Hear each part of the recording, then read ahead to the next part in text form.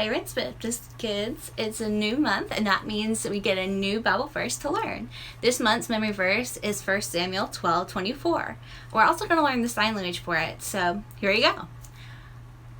But be sure to fear the Lord and serve Him faithfully with all your heart. Now let's try that one more time now that you know the motions. 1 Samuel 12:21. But be sure to fear the Lord and serve Him faithfully with all your heart. Great job. Are you ready for an adventure? This month we'll follow the epic stories of the Old Testament in the Bible. The story of God's people in the wilderness, where they wandered for 40 years. Just imagine, 40 years. They walked around with all their things, without a house to go home to, looking for the land that God had promised them. Let's try to use some playing cards to build a house. Have you ever tried that before? I bet it's going to be difficult. Well, I'm going to try it, and I'm going to post a picture for you guys to see. How about you guys do the same? How about you take some cards and you build a house so we can see each other's houses, and post it to our Facebook page for our parents, and I'll be glad to see it. And I want to see your faces in it too, because I miss you guys, okay? If you knew you had to wander for a very long time, let's say 40 years, what would you bring with you? The people of God missed a lot of things while they were wandering in the desert, but one of the things they missed the most was the feeling that God was with them. That reminds me of today's big idea.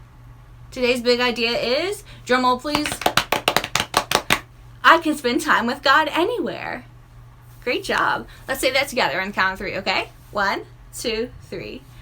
I can spend time with God anywhere. Now let's enjoy Grow TV and see what Carl has for us today. Hi there, you little chicken nuggets. It's me, Carl, and welcome to Grow TV. Welcome to Grow TV. Introducing your host, Carl, and your co-host, Cassie, where we learn, where we grow, and we talk about Jesus. Once again, welcome to Grow TV. Wow, I'm so excited y'all are here. But I was hoping you guys could help me figure out some questions I have. Like, if you were an animal, which animal would you be? What language is this? Are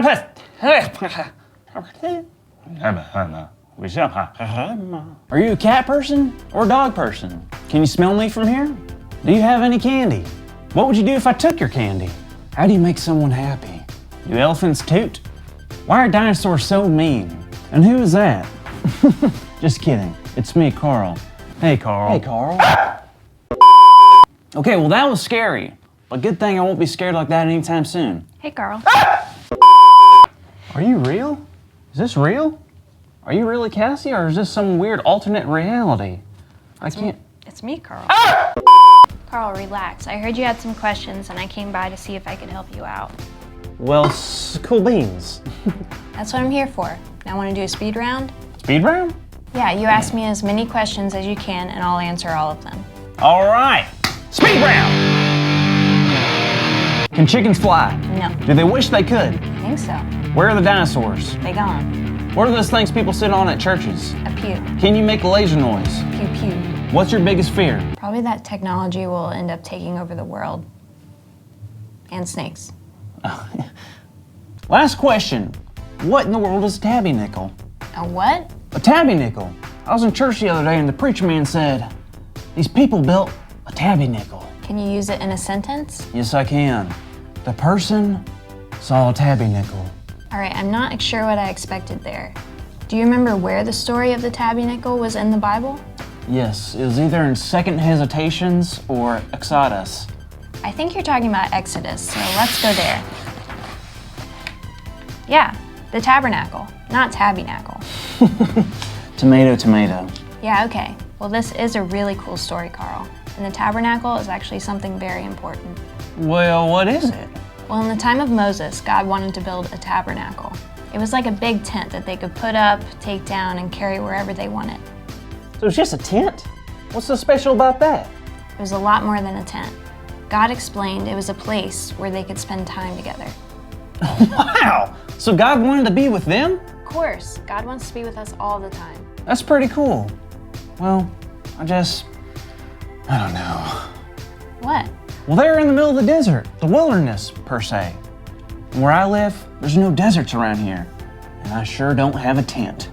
So? So that means I can't spend time with God like they did.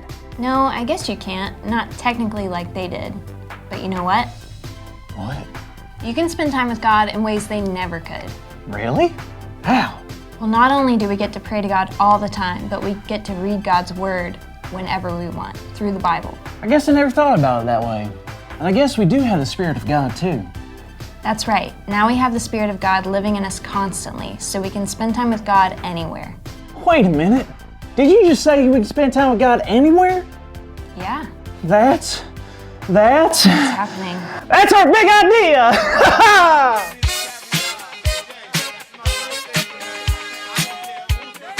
Today's big idea is I can spend time with God anywhere. And on the count of 3, we're all gonna shout out the big idea. 1, 2, 3. I can spend time with God anywhere! Good job, kiddos. You did it. Loud and proud. Carl, I think we learned a lot today. We sure did, Cassie. And also learned that dinosaurs don't exist anymore, which is a good thing because I'm terrified of dinosaurs. Thank you for watching, and tune in next week for a new episode of Row TV. Now we're going to be reading from Exodus chapter 35. And we're going to start in verse 4, okay?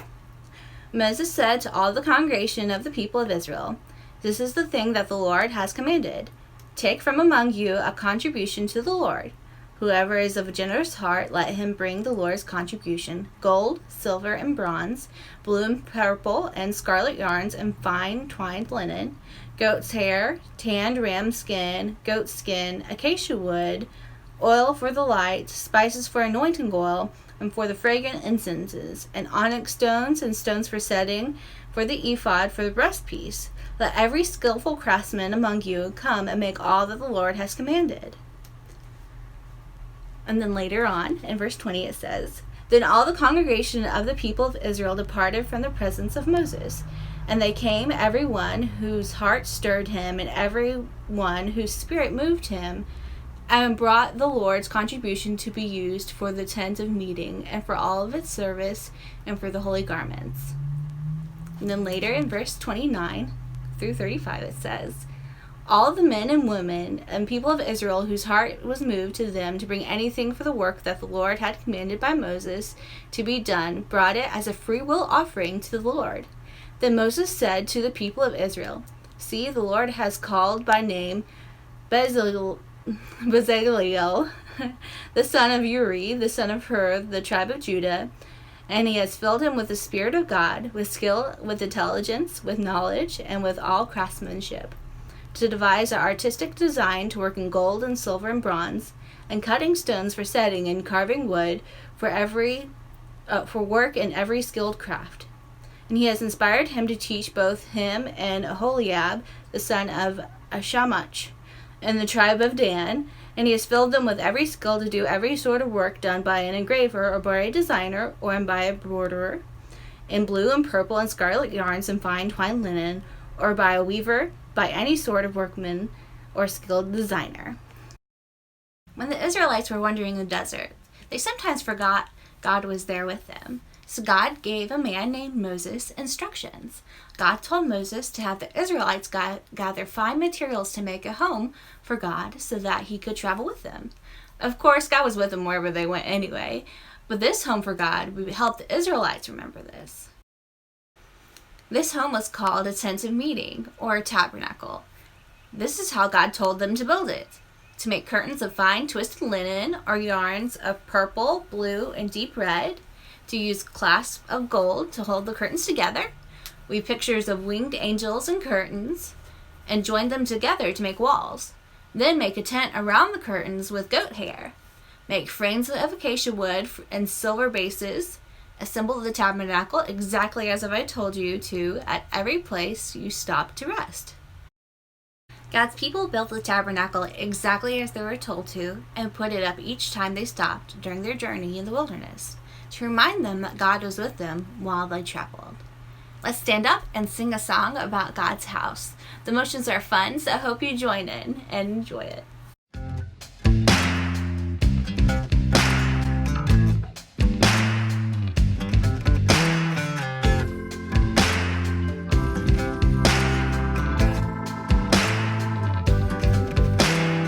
Let not your hearts be troubled. Believe in God, believe also in me. Whoa, also in me.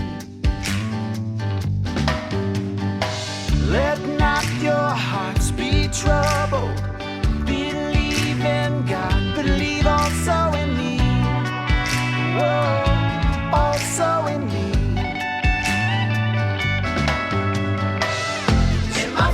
House, how many rooms? If it were not so, would I have told you that I go to prepare a place for you?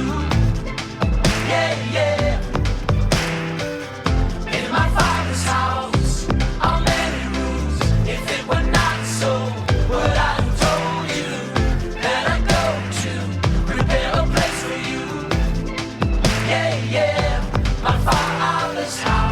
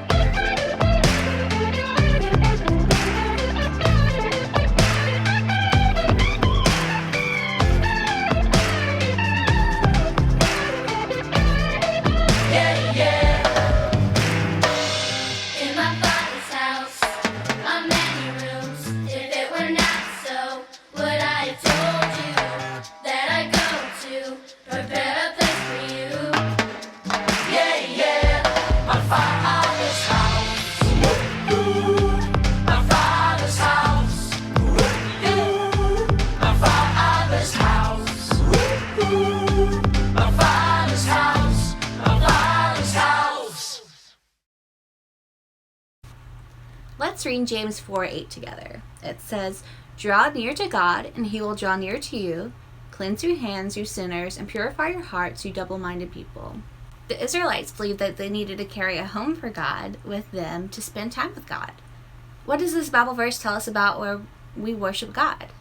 Right, it says that if we draw near to God, he'll draw near to us. Do we always need to be in a special place to spend time with God? No, we don't. God will meet us right where we're at, and because he's always with us. We know we can spend time with God everywhere we are. We can carry something around with us like the Israelites did, or we can use whatever we have with us to help us remember God. What do we have here that we can use to remind us to spend time with God? We can use the cards that we used to build the houses earlier. We can use these as reminders that God is always with us, and we can talk to God anytime we want. We can use the hearts to pray for someone that you love. The diamonds can help us remember to tell God how thankful we are for someone special in our life. And And the spades, we can ask God to strengthen us to do something that we need to do. And the clubs can remind us to tell God how sorry we are for something that we might have done, like the Bible verse said, to cleanse our hearts and our hands.